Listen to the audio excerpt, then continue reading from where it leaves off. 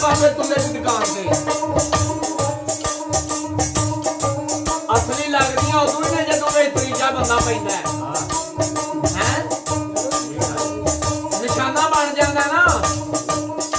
क्या कहने मुगल का गुलाम गया बाबे तुले की दुकान से सोहनी अंदर बर्तन बना बैठी ते वेख के आंदी अज को बड़ा बना बताया साडी दुकान से आके बाबे तुले दे खब्बे पासे लै गई। मुगल का गुलाम आंदा बाबा जी ए जेहड़ी तुहाडे खब्बे पासे आके बैठी है कौन है? आख्या सारी दुकान दी मालक है मैं ते गुलामां च शामिल हां। तक के सोहनी मेवाल दी सूरत मुगल का गुलाम बनाने वाली तरीफ करदा है। चौधरी सलमान जोगी धीरा पेश करदा है मोहम्मद परवेज का कहंदा है तेरी केंद्री तारगियां नहीं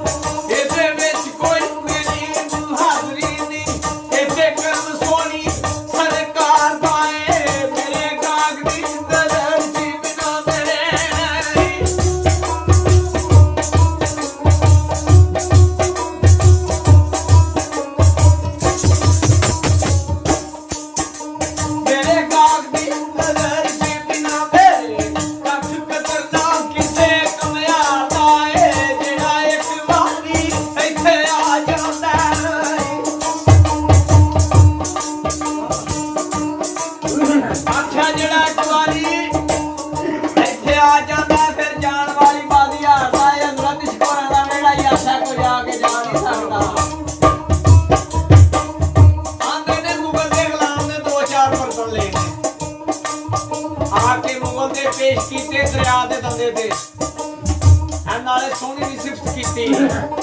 आख्या मानी गल जाके वेखे बनाने वाला सारे दुकानदार ते दुकान दा सौदा करावे ते मुगल आंदा है चल हम तोर जेड़े मर्द दी प्यानी सिफत करना देखिए चल के शय केड़ी है। मुगल गया शाह दौला दे दरबार मत्था टेकिया दरगाह विच सलाम कीता। दरगाह जो आवाज आई पहली मंजिले उठ जानी तोड़ते रही अजे दूरी वसल भाल है जा कोनी उरेंदा ते आपे रह जा फिर जदों आख्या तुले कमे आ रह जा फिर ते शैतान ना 10-12 दी ए बड़िया फबिया ला गया बाबे तुले दी दुकान ते ए बाबे तुले नु आंदा बाबा जी ए 2-4 बर्तन लेने ने 2-4 बर्तन लेने ने बाबा तुहाडे को नहीं ए जेडे दुकान दे असली मालक ने ना इन्हां ਆਪਾਂ ਲੈਣੇ ਨੇ ਤੇ ਬਾਬਾ ਤੁਲਾ ਸੋਹਣੀ ਨੂੰ ਵਾਰ ਮਾਰਦਾ ਢੋਲਕ ਆਇਆ ਕਿਵੇਂ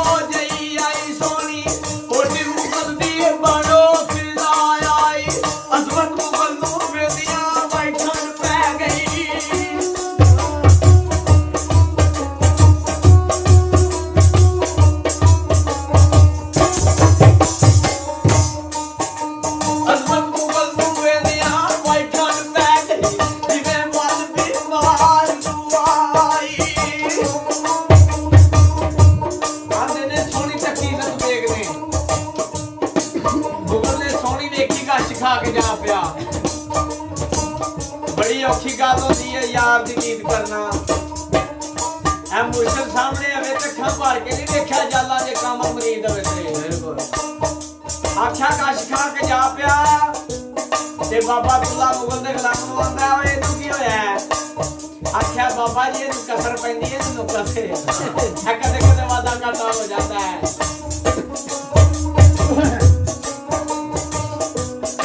ਚੰਦ ਮਿੰਟ ਲੱਗੇ ਉੱਠਿਆ ਆਪਣੀ ਦਲੀਲ ਕਾਬੂ ਕੀਤੀ ਤੇ ਮੁਗਲ ਦੋ ਚਾਰ ਗੱਲਾਂ ਕੀਤੀਆਂ ਬਾਬੇ ਤੁਲੇ ਨਾਲ ਆਖਿਆ ਬਾਬਾ ਕਦੇ ਯਾਦ ਕਰਦਾ ਅਲਾਵਾ ਮੁਹੰਮਦ ਪਰਵੇਜ਼ ਵਕੀ ਆਖਿਆ ਬਾਬੇ